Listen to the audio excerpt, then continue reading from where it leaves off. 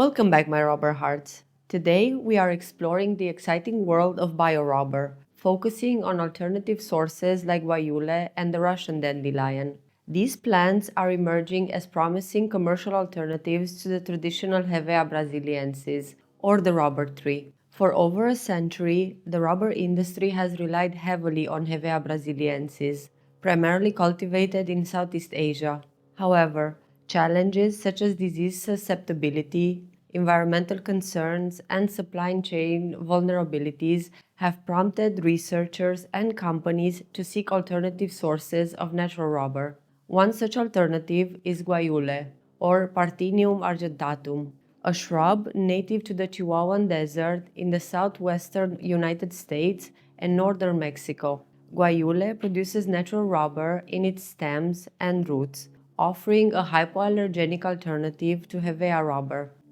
Historically, Guayule was explored during World War II as a rubber source when Asian supplies were cut off. Today, advancement in agricultural genetics and processing technologies are revitalizing interest in Guayule.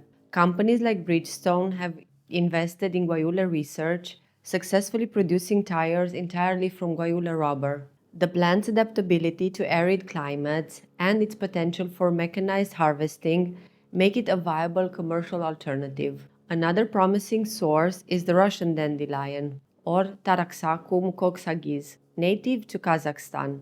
Discovered in the 1930s, this dandelion species produces high-quality rubber in its roots. During World War II, both the Soviet Union and the United States cultivated it as an emergency rubber source. In recent years, initiatives like the partnership between the Air Force Research Laboratory, Biomade, and Goodyear have focused on developing a domestic rubber supply from the Russian dandelion.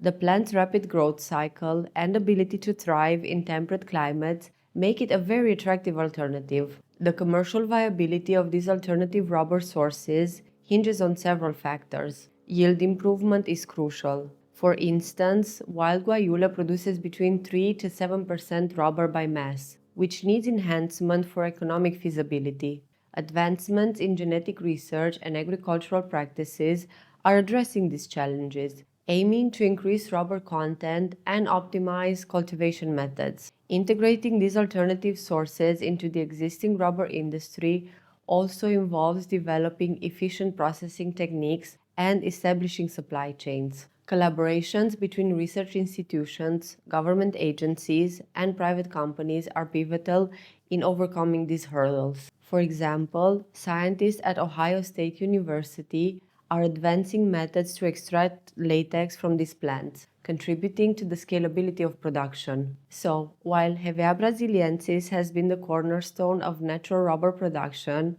alternatives like Guayule and the Russian dandelion offer promising avenues for diversification.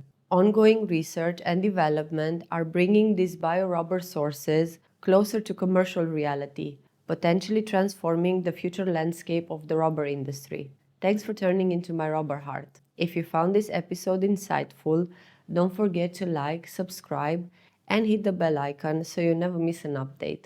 Let me know in the comments. Do you think these alternative rubber sources will become mainstream, or will Hevea Brasiliensis remain dominant? See you next time. Until then, stay elastic and stay curious.